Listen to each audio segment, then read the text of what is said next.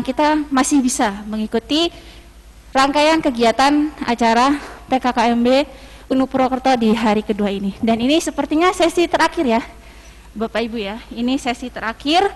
Materinya menurut saya ini sangat menarik karena sesuai dengan tagline-nya UNU Purwokerto, yaitu ingin mencetak sarjana wirausaha, sehingga temanya kali ini adalah tentang kewirausahaan.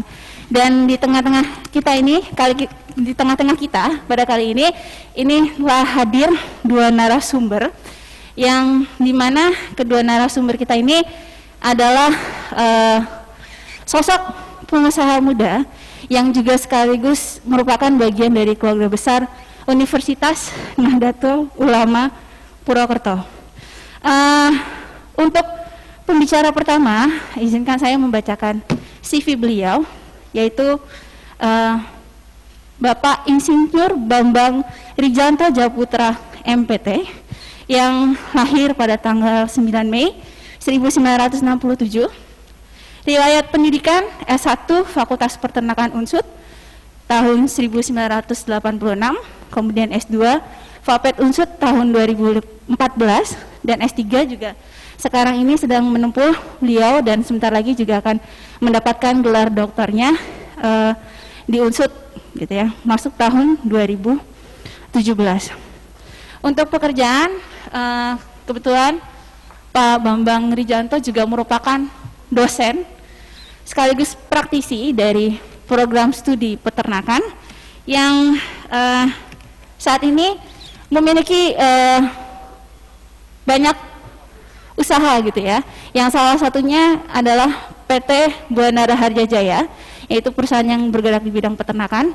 Selain itu beliau juga salah satunya memiliki usaha warung makan Mulyo. Jadi adik-adik kalau misalnya ada yang sudah tahu atau belum, bisa nanti mampir ke tempat beliau yang lokasinya itu ada di Jalan Raya Batu Raden kilometer 5. Nah, di situ bisa kalian kalau mau makan enak di sana, ayam bakar sama mendoan crispy-nya enak banget. Dan untuk pembicara kedua, yaitu ini dari mahasiswi Universitas Nahdlatul Ulama Purwokerto, namanya adalah Mbak Nur Akabita, yang lahir di Banyumas tanggal 22 Maret 1990. Kemudian alamatnya di Singadipa Penembangan, Cilongok, Banyumas.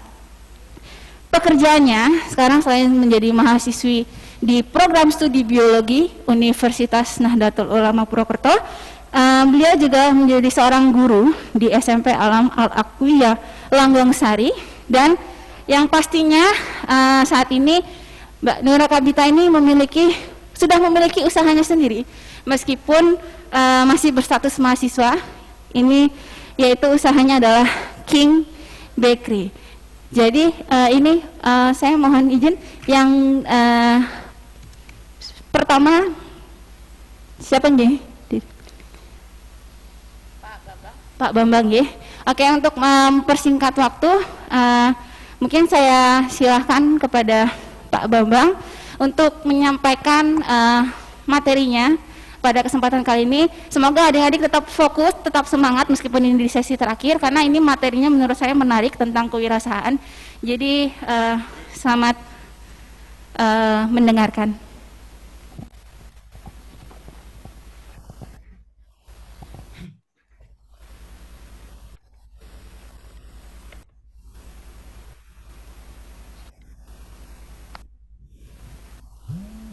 Halo, halo operator, suara saya jelas? Halo Mbak, Mas operator? Jelas Bapak, jelas. Sudah masuk Bapak? Jelas. Yeah. Ya, oke, matur nuwun Mbak, Mas ya. Ya, matur nuwun. Assalamualaikum warahmatullahi wabarakatuh. Ya, sungguh hari yang berbahagia hari ini tanggal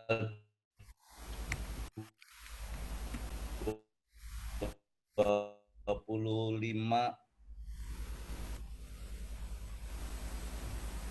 Jumat 25 pukul 1:20 ya, saya bersyukur bisa berkumpul dengan adik-adik calon mahasiswa sudah UNU Purwokerto yang sangat luar biasa, yang saya lihat tadi sangat bersemangat ya, yang mas-mas alhamdulillah ngandeng-ngandeng, yang mbak-mbak alhamdulillah cantik-cantik, dan semuanya penuh dengan energi yang positif.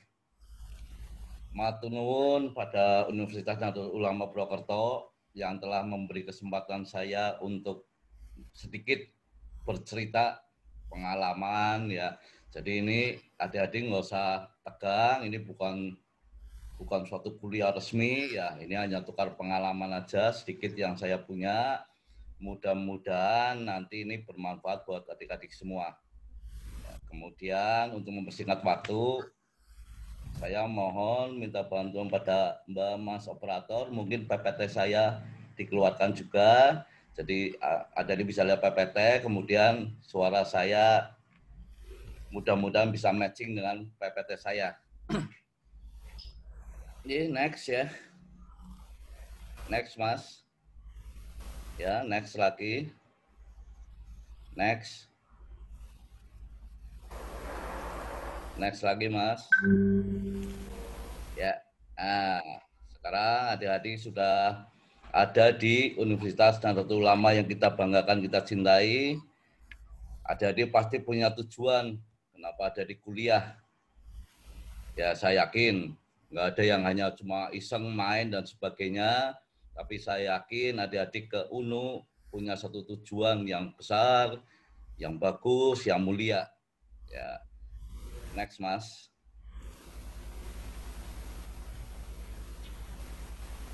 Halo, next Mas. Ya, sesuai dengan tag UNU. Halo, santai Mas, mundur lagi Mas. Mas, slide-nya mundur lagi Mas. Nah, sesuai dengan teks kita UNU yang mencetak Purwokerto sudah mulai ya berpikir atau nanti juga kita bentuk untuk menjadi entrepreneur. Ya, jadi kita kuliah memang kita mencari ilmu, tapi tujuan dari kita punya ilmu adalah untuk berwirausahawan. Itu tujuan mulia kita. Ya, jadi adik-adik bersyukurlah bisa di UNU, banyak para dosen, para pimpinan UNU, dan termasuk kakak kelas kalian yang sangat luar biasa, yang mereka juga jadi dosen, jadi mahasiswa, tapi sudah mulai berwirausaha. Nah, inilah kita UNU Purwokerto. Next, Mas. Next, Mas. Ya, oke, terus.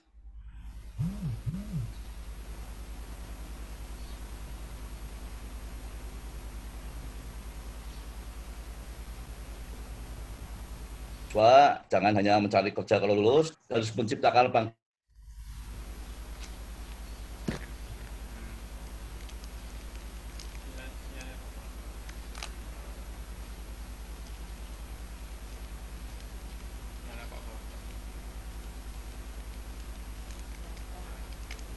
Cepat selesai. Indonesia yang mengalami pandemi corona dan seluruh dunia, per bulan ini ceritanya negara kita resesi.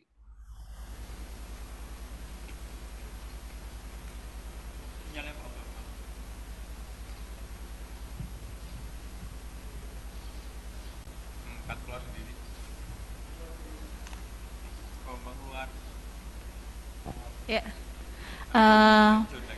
Ini sepertinya ada gangguan sinyal ya dari Pak Bambang. Coba. Halo? Ya, udah bisa. Nggih, sudah masuk lagi, Pak. Nggih, monggo, Pak. Nggih. Ya. Jadi dengan situasi sekarang ya, bangsa dan negara kita yang sedang mengalami pandemi, memang secara ekonomi dan kesehatan kita sedang tertekan. Ya. Jadi adik-adik juga tahu ya, ekonomi resesi ini dalam arti kata ya banyak perusahaan yang melakukan efisiensi untuk bertahan berarti jumlah pengangguran akan meningkat. Ya, makanya kita sebagai manusia-manusia Indonesia yang tangguh, kita harus berusaha supaya kita tidak membara atau orang lain, malah mungkin kita bisa membantu negara dan membantu orang lain dengan menciptakan lapangan kerja. Itulah tujuan kita berkuliah di UNU Purwokerto. Next, Mas. Next, Mas, ya. Ini hanya sekedar data, jumlah pengangguran di Indonesia 10% adalah intelek. Berarti S1 ke atas. Ini kenyataan ya. Tapi saya berharap bahwa nanti alumni UNU tidak ada yang menganggur ya. Karena alumni UNU kalaupun tidak ada kerjaan bisa bekerja berkarya sendiri. Itu harapan kita. Next, Mas.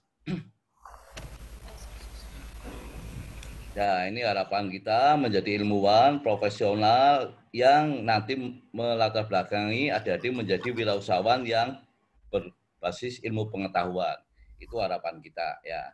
Next, Mas. Ya. Berarti nanti kita di UNU sama-sama menumbuhkan, mengembangkan wirausaha-wirausaha muda yang berbasis ilmu pengetahuan. Nah, adik-adik nanti di dalam prodi masing-masing akan mendapat ilmu yang luar biasa dari para dosen-dosen kita. Ilmu-ilmu itu adalah basis adik-adik untuk melakukan wirausaha. Contoh, kebetulan saya dari peternakan. Saya kuliah S1 di peternakan, S2 di peternakan, S3 di peternakan. Dan alhamdulillah usaha saya juga di peternakan. Ya. Mengalami krisis, ya sama. Perusahaan saya juga mengalami krisis luar biasa. Tapi karena mungkin saya punya ilmu pengetahuan basic, sampai sekarang masih bertahan. Ya, punya ilmu. Ya. Kita punya ilmu, mau ilmu peternakan, ilmu pertanian, perikanan, manajemen, itu tolong selama dia di kuliah, dipelajari betul. Ya, itu untuk bekal kalian untuk nanti berwirausaha. Oke, next, Mas. Next, Mas. Lanjut, Mas.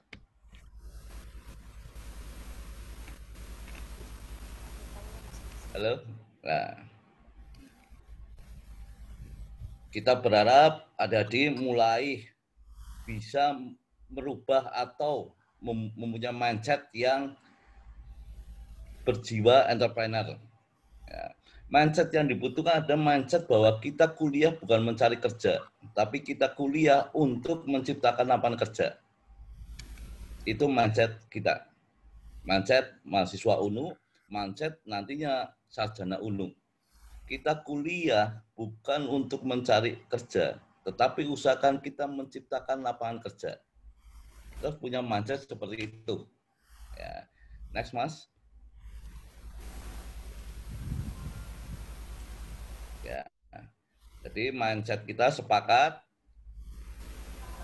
merubah budaya mencari kerja menjadi budaya menciptakan lapangan kerja. Kita sepakat mindset kita, mindset mahasiswa UNU, mindset alumni UNU adalah merubah budaya mencari kerja menjadi budaya menciptakan lapangan kerja. Itu harapan dan tujuan UNU Purwokerto. Oke, next, Mas. Ya, next.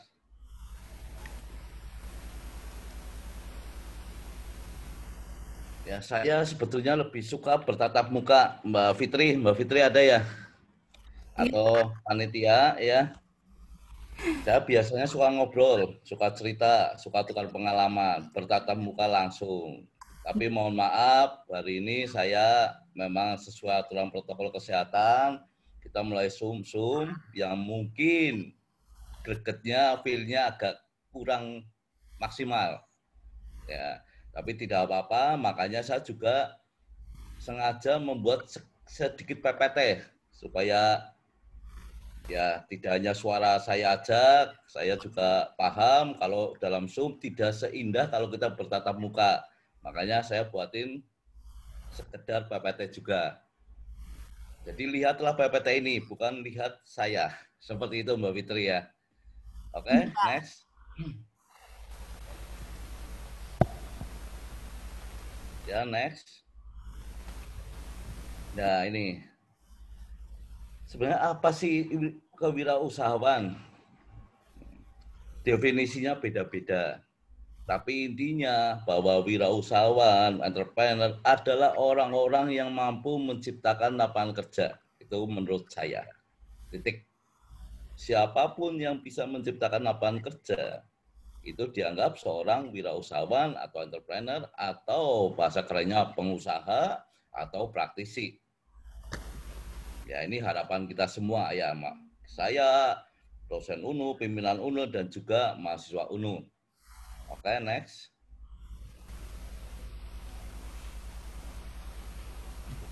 Ya, tujuan wirausahawan kalian tahu ya, ini bisa dibaca.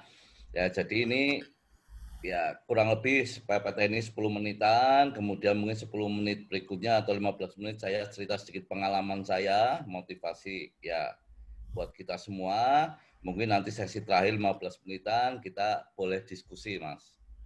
Ya, 1-2 untuk diskusi silakan. Next. Ya.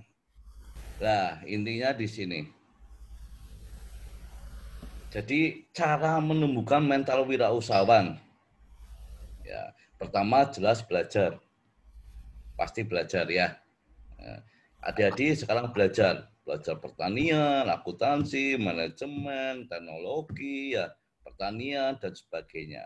Saya juga dulu belajar peternakan melalui bidang kuliah. Ada juga yang memang belajar dari pengalaman, ada juga belajar otodidak. Tapi intinya semua harus belajar dulu. Ya, kemudian setelah belajar kita mencoba, berani berlatih. Harus ya membuat plan ya kita apalagi zaman sekarang dengan pandemi ini ya kita browsing kok ada sesuatu yang menarik ya kita pelajari kita latihan kemudian tahap berikutnya kita berani action berani melangkah ya jadi urutannya seperti itu setelah berani melangkah berkesinambungan maksudnya berkesinambungan adalah karakter yang ulet semangat tidak ada satu usaha pun apapun yang akan lancar terus. Atau kalau kita pakai grafiknya meningkat terus. Itu tidak ada. Pasti suatu saat mengalami kurva yang menurun, melandai, dan sebagainya. Tapi berbahagialah orang-orang yang berkesinambungan, yang ulet, yang terus-menerus, memperbaiki inovasi. Insya Allah ini yang akan berhasil. Ya, jadi ada di semua menumbuhkan mental berusaha menurut saya ada 4. Ya, belajar, berlatih, bertindak, berkesinambungan. Penjabarannya yang paling penting adalah berkesinambungan. Ada di semua sekarang sedang proses belajar di UNU Purwokerto. Kemudian nanti juga berlatih, ada PKL, nanti ada sebagainya itu latihan ya. Kemudian bertindak, ada yang sudah memulai termasuk nanti pembicara kedua luar biasa sudah bertindak ya. Sudah memulai wirausaha. Yang penting tapi berkesinambungan. Ya. Contoh, ya mohon maaf kebetulan saya sendiri saya pribadi. Ya, saya mulai usaha katakan tahun 2020, 2000. Saya kuliah 1986. Ya, lulus 1990 S1 Papet Unsur. Ya. Kemudian saya bekerja selama kurang lebih 10 tahun di beberapa perusahaan yang kebetulan perusahaan juga bergerak di bidang peternakan. Dari pembibitan, dari obat ternak, dari komersil, dari pakan ternak. Jadi saya sudah banyak belajar. Makanya kalau teman yang paham saya, tahu saya bahwa Pak Bambang ini S3-nya plus-plus.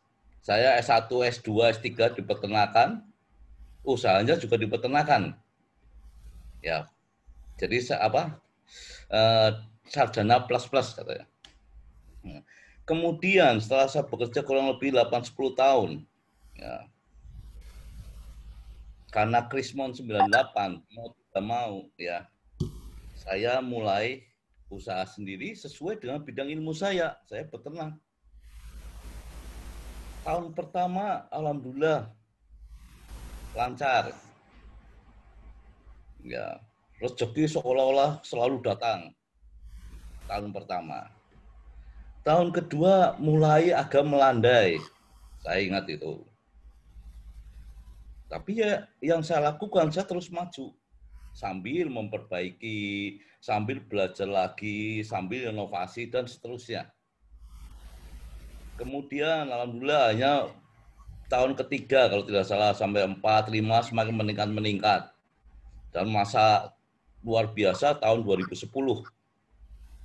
Ya, saya punya ternak yang nilainya ya luar biasa sampai jutaan gitu ya. Kemudian punya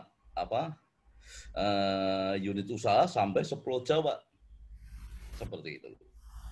Kemudian 2015 mulai melandai lagi, malah cenderung turun. Ya, yang kemarin 2019 sampai 2020 tambah pandemi ini tambah mendekati titik nol. Itu kenyataan. Tapi apa saya harus menyerah? Ya enggak. Nah, itulah berkesinambungan. Di sini saya harus benar-benar berpikir gimana supaya tetap jalan, gimana supaya orang-orang yang selama ini membantu saya, termasuk karyawan, bisa tetap ya bersama-sama saya dan sebagainya. Kita ya berpikir. Ya, contoh zaman sekarang. Mungkin yang mempunyai usaha jual beli dan sebagainya, mungkin sekarang mengadakan online. Kita harus seperti itu.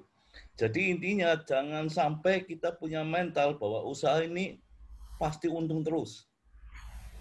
Menurut saya dan yang saya dengar dari teman maupun saya pelajari, tidak pernah ada usaha yang selalu untung. Pasti ada saat yang melandai atau minus. Yang sukses itu yang bisa memanage pada keadaan melandai atau minus. Itulah pengusaha yang hebat. Ya, oke, ya, seperti itu. Next, Mas, Mbak. Oke, next lagi. Ya, ini ciri-ciri wirausahawan, ya. Ada poin yang paling saya sering katakan ke teman-teman, ke siapapun, poin keempat, tidak konsumtif. Tolong ini benar-benar diingat. Ya. Tidak konsumtif. Ya. Seorang pengusaha yang punya karakter baik adalah pengusaha yang tidak konsumtif. Maksudnya seperti ini, saya dulu kerja, pimpinan perusahaan saya atau bos saya adalah orang terkaya di Jawa Tengah saat itu. Saat itu beliau orang terkaya di Jawa Tengah. Pada suatu saat saya meeting sama beliau, HP saya lebih bagus dari beliau. Ya, saya jadi nggak enak sendiri. Meeting, duduk di sebelah, beliau menampilkan HP-nya, saya juga menampilkan HP-nya, HP saya lebih bagus. Tapi alhamdulillah saya kreatif, saya tanya ke beliau pada saat yang enak, pas lagi makan, saya tanya, Pak, kenapa kok HP-nya tidak ganti? Kelas kayak Bapak, HP lebih dari saya atau HP termahal bisa beli. Beliau dengan bijak menjawab seperti ini. Pak Bambang, ya, saya pakai HP bisanya hanya untuk SMS dan telepon. Itu saat itu. Saya nggak pernah Facebook dan sebagainya. Ya, ngapain saya punya HP yang seperti itu? Saya hanya SMS dan telepon. Saat itu ya, tahun 2000, tahun 95, 97. Jadi, beliau ngomong, usahakan kita beli HP, kita punya HP sesuai dengan kebutuhan kita. Kebutuhan produktif kita. Kita punya HP bukan untuk gengsi, untuk pamer, atau untuk tidak produktif.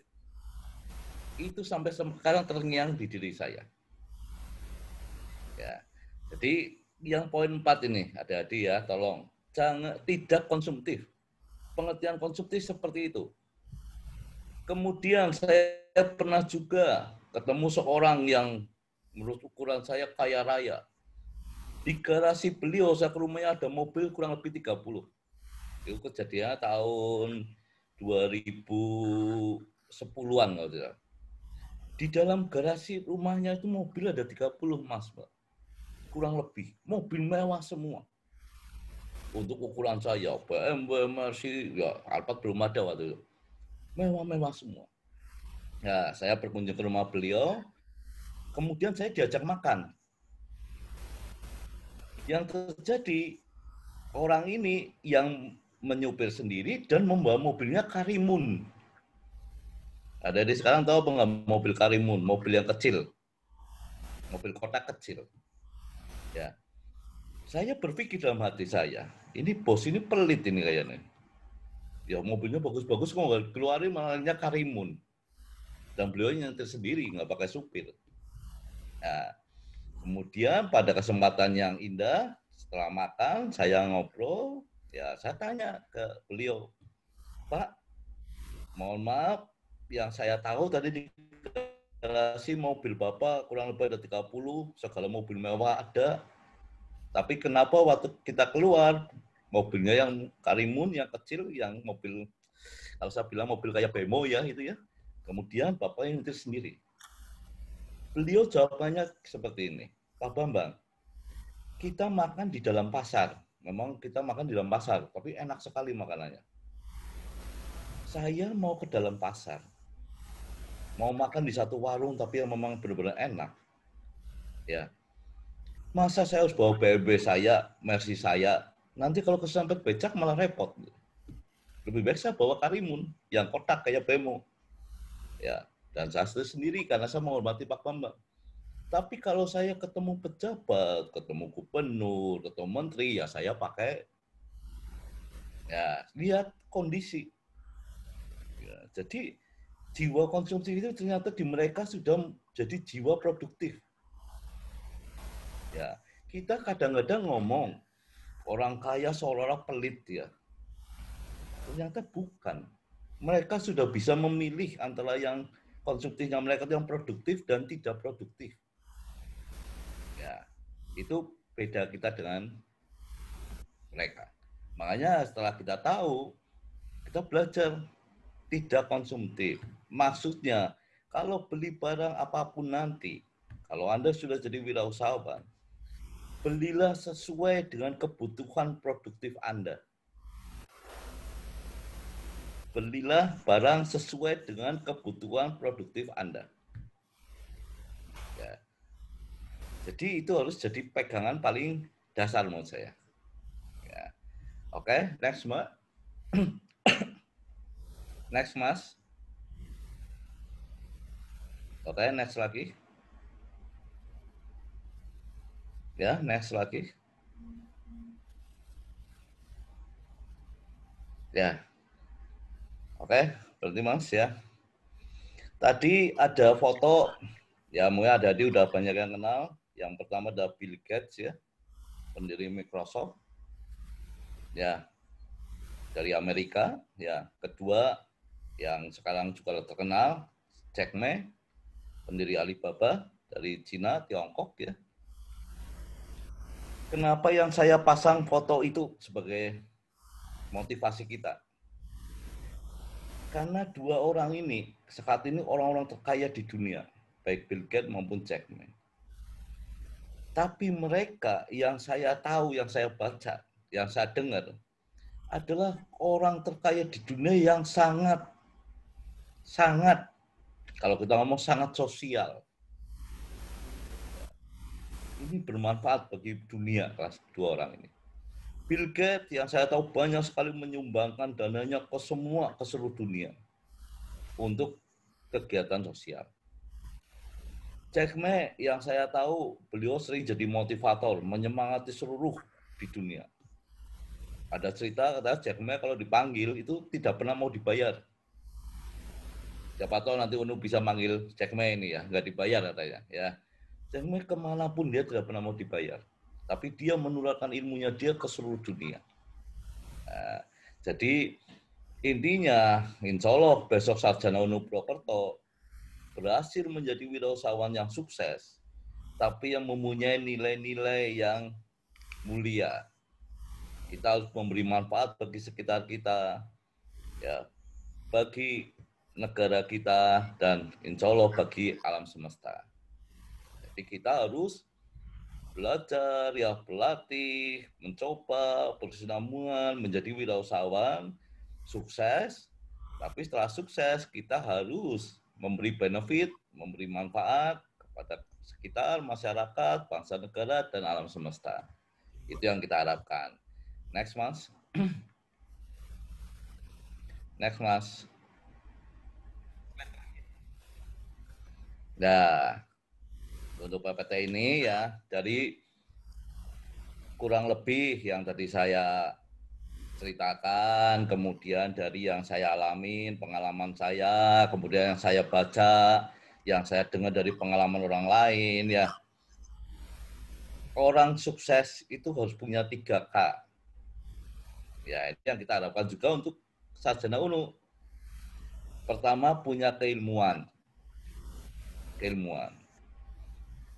Alhamdulillah kalian kuliah di UNU, saya yakin keilmuannya luar biasa. Dosen-dosen kalian ya yang saya kenal ada dosen-dosen luar biasa. Mereka dosen-dosen itu punya ilmu yang luar biasa. Bersyukurlah kalian kuliah di UNU. Ya.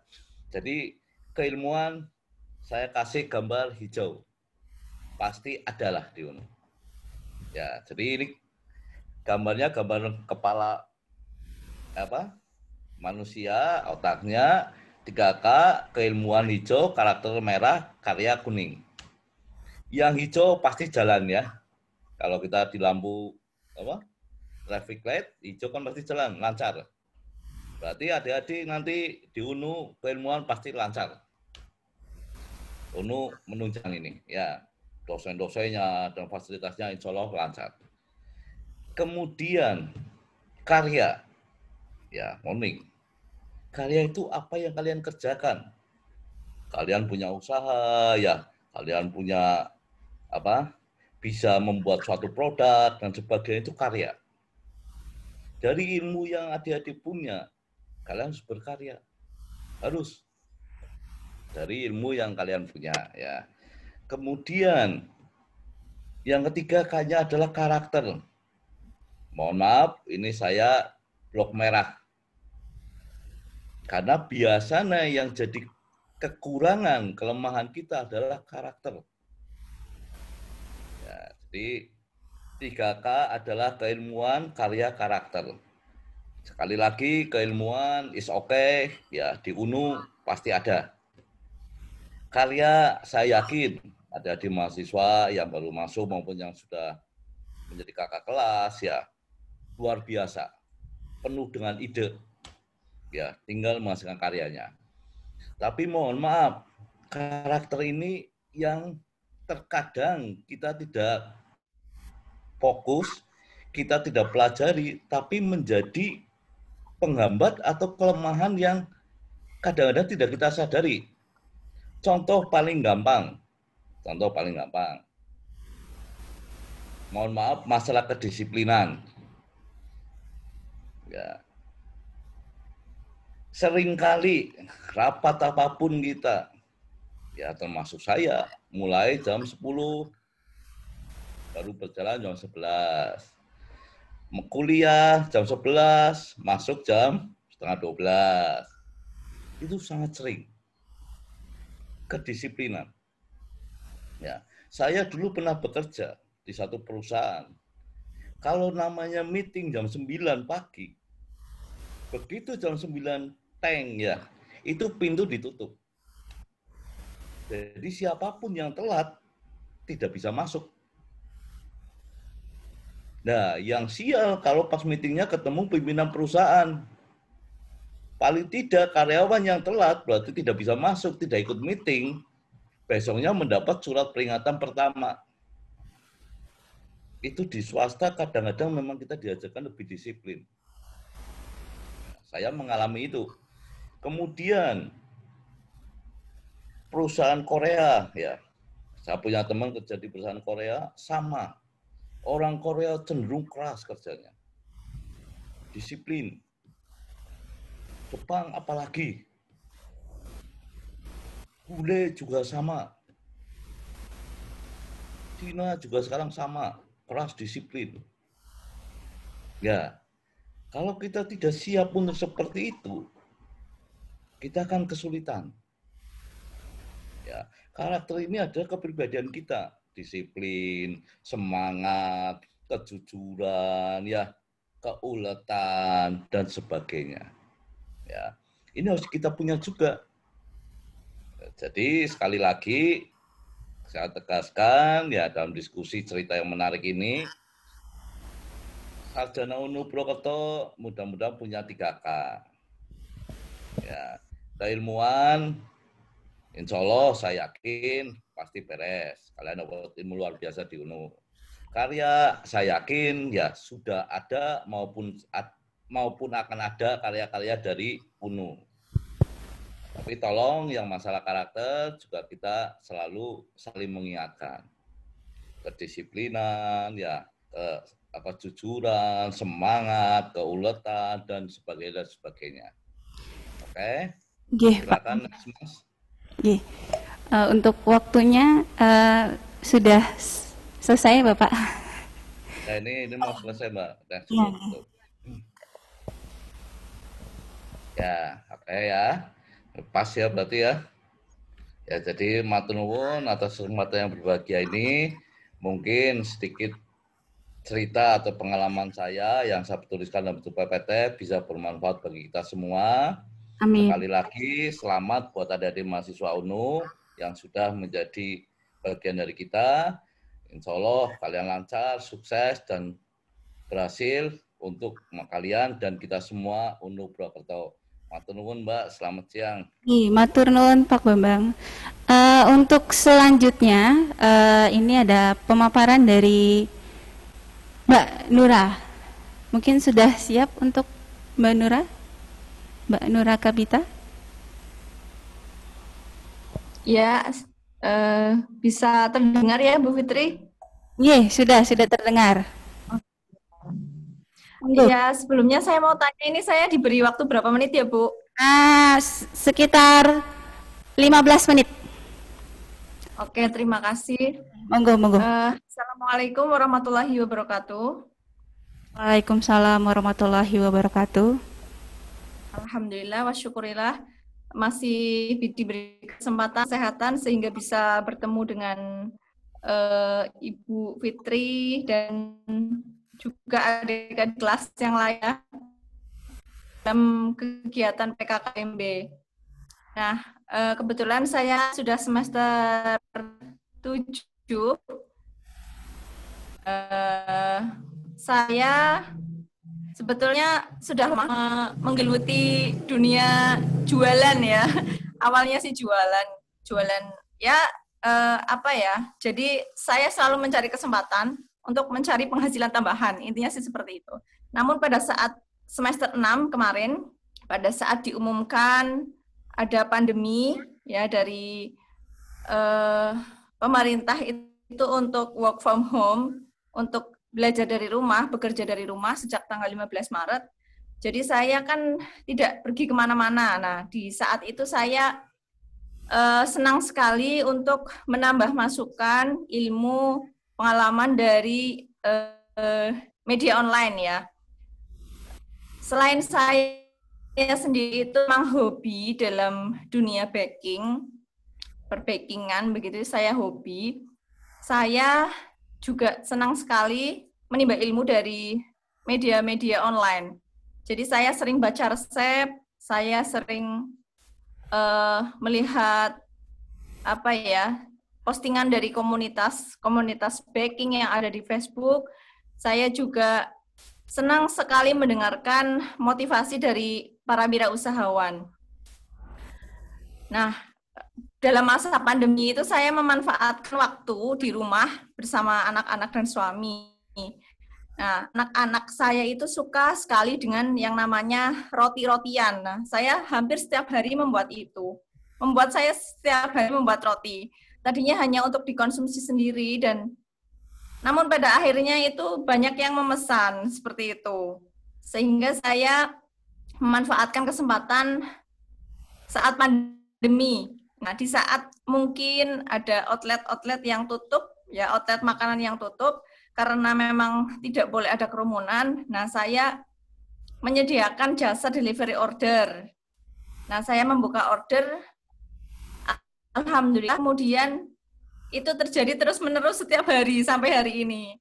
Nah, suatu hari saya kewalahan, saat itu saya masih semester 6, saya kuliah kewirausahaan itu dibimbing oleh Bu Eti dan Pak Raihan ya. Nah, setelah itu kebetulan saya juga diberi tugas untuk membuat proposal bisnis, proposal usaha. Nah, daripada saya bingung, saya memilih untuk membuat usaha berdasarkan passion. Apa yang saya sukai, apa hobi saya, seperti itu. Nah, memang ternyata memilih usaha paling mudah dan paling menyenangkan itu adalah apa yang kita sukai, bidang apa yang kita sukai. Nah, di situ kita bisa menggali potensi kita sendiri sehingga kita bisa senang ketika kita melaksanakan berbagai tuntutan yang ada di dalam bisnis tersebut. Saya juga sempat mengikuti kursus online. Jadi waktu itu saya kursus membuat roti O. Ya, alhamdulillah berhasil waktu itu dan saya mendapatkan sertifikat. Namun saya juga tidak puas dengan satu macam menu seperti itu ya. Jadi saya mencoba dengan menu-menu yang lain. Nah, ketika saya merintis usaha bakery tersebut, saya tidak boleh cepat merasa puas. Yang perlu diperhatikan adalah kualitas dari makanan yang kita jual. Ketika roti atau kue yang kita jual itu memang masih terdapat kekurangan, kita harus mengupayakan untuk menutupi apa yang menjadi kekurangan. Gitu. Jadi kita harus terbuka dengan masukan-masukan dari konsumen kita. Gitu. Nah, awal-awal itu memang saya menerima semua pesanan ya. Jadi roti apa yang dipesan oleh pembeli itu saya menerima pesanan itu. Nah, namun lama-kelamaan saya berpikir, jika seperti ini terus kapan saya ada waktu untuk bisa keluar rumah, untuk bisa melakukan kegiatan yang lain seperti itu. Nah, akhirnya saya memutuskan untuk mengambil karyawan, walaupun masih sedikit ya. Jadi saya mengambil karyawan ya dari orang dekat saja, dari tetangga seperti itu. Nah, saya kemudian melanjutkan usaha saya dengan memberanikan diri mengambil karyawan. Setelah itu saya memutuskan untuk setiap hari memproduksi satu menu pilihan dari usaha King Bakery saya, yaitu bolen ya. Bolen. Nah, karena testimoni dari pelanggan itu ada yang lucu ya, katanya Endolita rasanya kayak gitu. Jadi saya bikinlah nama bolen Endolita. Saya Bolita. Nah, dari nama itu juga sangat mempengaruhi ya, dengan perhatian dari pelanggan itu sangat berpengaruh. Jadi ketika kita membuat brand atau merek atau nama produk itu harus mudah diingat oleh pelanggan dan juga tentunya memiliki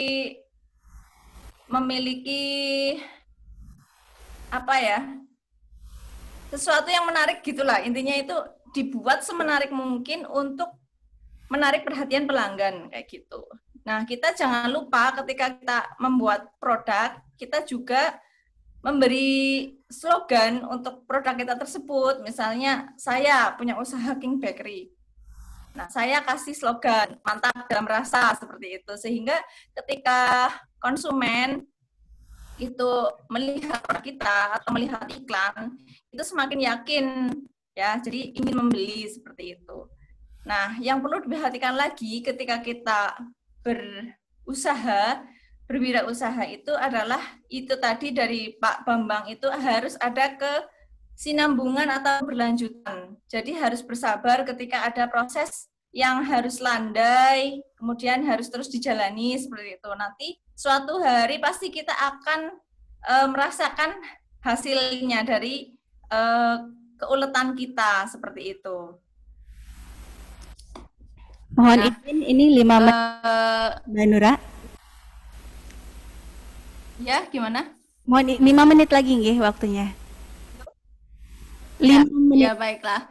Ya, saya sudah bertanya kepada Bu Eti. Jadi pas saya tanya itu, ini saya itu ngisi apa ya, Bu? Ya cerita saja tentang seputar bisnisnya, bagaimana merintis usaha seperti itu ya. Jadi yang pertama itu harus berani, memang berani. Jadi kadang-kadang kebanyakan orang itu takut gagal, takut rugi. Jadi akhirnya nggak mau memulai usaha. Padahal ketika kalau kita membayangkan itu jangan gagalnya, jangan takutnya, jangan ruginya, kita ya akan memperoleh untung, memperoleh apa yang namanya kesuksesan seperti itu ya. Jadi betul kata Pak Bambang tadi, mindset harus disetting terlebih dahulu sebelum memulai usaha. Harus meyakinkan diri bahwa usaha yang akan kita jalani itu akan berjalan dengan baik, lancar dan sukses. Adapun fluktuasi itu pasti selalu ada dan harus kita antisipasi sebaik mungkin seperti itu. Saya kira cukup itu ya, Bu Fitri. Oke, Mbak Nura. Jadi ini sudah disampaikan 2 pemaparan dari narasumber kita yang ini merupakan sosok pengusaha luar biasa. Yang satu sudah senior gitu ya, sudah terlebih dahulu berkecimpung di dunia usaha, dan yang kedua ini Mbak Nura sungguh luar biasa gitu ya, masih muda, masih jadi mahasiswa, dan ternyata setelah mendengar perjalanannya, kalau dapat saya simpulkan ini untuk Mbak Nura, intinya adalah do what you love and love what you do gitu ya. Jadi Mbak Nura memulai usahanya dari sebuah hobi, dari sebuah kesenangan. Itu kunci yang saya dapat simpulkan dari pemaparan Mbak Nura. Dan untuk dari Pak Bambang, untuk menjadi seorang pengusaha sukses itu ada beberapa sikap yang harus dimiliki. Yang pertama mau berlatih, kemudian yang kedua berani melangkah, yang ketiga berkesinambungan, tidak pantang menyerah, kemudian yang keempat adalah tidak konsumtif melainkan produktif. Begitu. Mungkin saya ucapkan terima kasih kepada 2 narasumber yang telah menyempatkan waktunya untuk mengisi materi pada kegiatan kali ini, dan saya selaku moderator undur diri. Jika ada salah-salah kata mohon dimaafkan. Wassalamualaikum warahmatullahi wabarakatuh.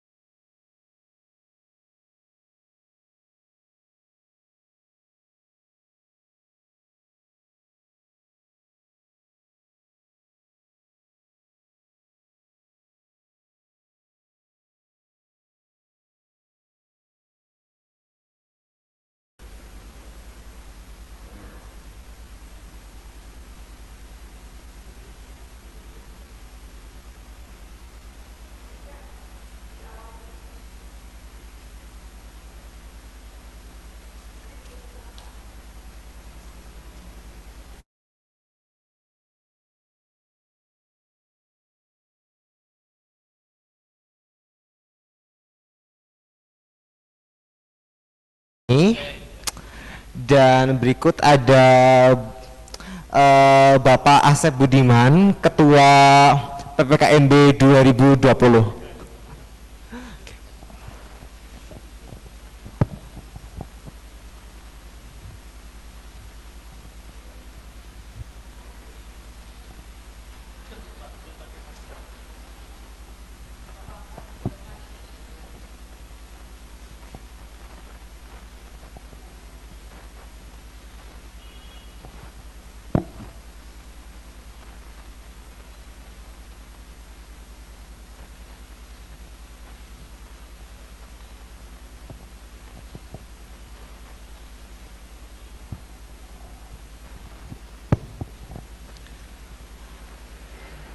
terima kasih Mas Dika yang sudah memperkenalkan saya dan juga memperkenankan untuk menyampaikan sepatah dua patah kata. Yang pertama, terima kasih bagi mahasiswa atau mahasiswa baru Uni Purwokerto yang sudah mengikuti rangkaian acara PKKMB, pengenalan kehidupan kampus bagi mahasiswa baru, dari tadi pagi sampai siang ini, yang alhamdulillah berjalan lancar. Ada banyak sekali pelajaran yang kita dapatkan dari mulai tadi pagi, diawali materi oleh Ibu Siti Mukaromah dari DPR RI mengenai kesadaran bela negara. Jadi sebagai mahasiswa, kita juga termasuk salah satu penggerak dan pelopor untuk menumbuhkan rasa cinta tanah air kita, sehingga tidak dapat dengan mudah dibenturkan dengan paham-paham dan ideologi di luar Pancasila dan Undang-Undang Dasar 1945. Yang selanjutnya, kita juga dipaparkan materi yang cukup jelas mengenai bahaya narkoba dan penyalahgunaan narkoba. Karena sebagaimana kita ketahui, sasaran empuk para pengedar narkoba salah satunya adalah kalangan mahasiswa. Sehingga dengan bekal materi yang disampaikan oleh BNN, harapan kami dari UNU dan juga dari Indonesia pada umumnya, mahasiswa terhindar dari narkoba sehingga bersih, dan juga mahasiswa menjadi mahasiswa yang sehat walafiat. Karena dampak dari narkoba itu bukan hanya sekarang tapi di masa yang akan datang, kalau kata BNN seperti itu. Dan tidak kalah pentingnya juga materi yang disampaikan oleh KPK terkait Indonesia bersih, Indonesia melayani, dan intinya itu adalah Indonesia bebas dari korupsi, kolusi, dan nepotisme.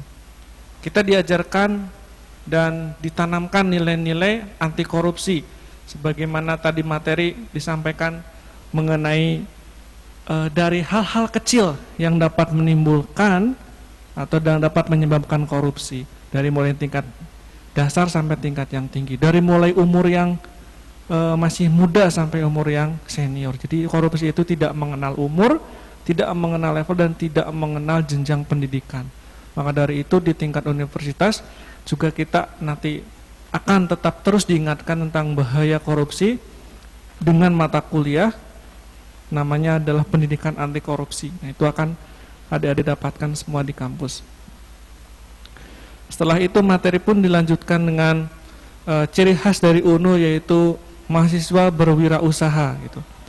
Jadi bukan hanya siap bekerja kalau lulusan UNU itu, tapi juga siap berwirausaha, di mana kita bisa membuka lapangan pekerjaan bagi orang lain. Sebagaimana kita ketahui adalah manusia yang paling mulia di sisinya adalah mahasiswa manusia yang bermanfaat bagi manusia lainnya. Kalau kita sudah bisa membuka lapangan pekerjaan untuk orang lain, insya Allah itu adalah kita manusia yang berguna. Nah, sebagaimana tadi contohnya adalah Mbak Nur Habita gitu ya, masih mahasiswa namun juga bisa berwirausaha, bisa menghasilkan uang sendiri. Nah, itu yang patut kita ambil contoh bagi mahasiswa-mahasiswa baru di sini. Sebenarnya bukan hanya Mbak Nur Habita yang berwirausaha, hampir semua mahasiswa di Universitas Nahdlatul Ulama Purwokerto itu mempelopori atau punya usaha sendiri-sendiri. Namun jika kita sajikan materinya satu demi satu, itu waktunya tentu tidak akan cukup. Nah, nanti teman-teman atau adik-adik di sini bisa konsultasi di Pusat Inkubator Bisnis UNU Purwokerto untuk berkonsultasi terkait apa saja yang Anda sukai, apa saja yang hobi Anda ya, yang nanti akan bisa disalurkan dalam bentuk wirausaha. Nah, seperti itu. Itu adalah materi yang hari ini kita telah dapatkan, insya Allah bermanfaat nih. Nah, lalu selanjutnya jangan lupa post test dikerjakan dengan sungguh-sungguh dan mengikuti materi. Nah, untuk hari esok insya Allah akan dilanjutkan dengan materi-materi kekampusan seperti akademik dan juga UPTSI, bagaimana kita mengisi KRS dan lain-lain sebelum mulai perkuliahan. Dan tidak kalah pentingnya pengenalan UKM Hima dan kegiatan-kegiatan organisasi mahasiswa yang ada di dalam kampus. Sebagaimana tadi Bu Siti sampaikan bahwa sangat penting sekali kita berorganisasi ya. Jadi bukan hanya kita kuliah pulang, namun kita juga harus bisa berorganisasi. Nah, itu bekal utama kita mendapatkan channel atau relasi yang nanti ada kaitannya dengan wirausaha seperti itu. Nah, yang saya sampaikan selanjutnya adalah terkait dengan kuota ya teman-teman di sini semuanya. Mungkin ada beberapa mahasiswa baru yang mempunyai masalah dengan kuota internet. Nah, kemarin kan saya sudah sampaikan berbagai macam provider itu sudah menyediakan kuota internet khusus untuk Zoom meeting, khusus untuk belajar, bisa Google Meet atau Zoom meeting. Nanti adik-adik itu bisa akses sendiri di provider masing-masing.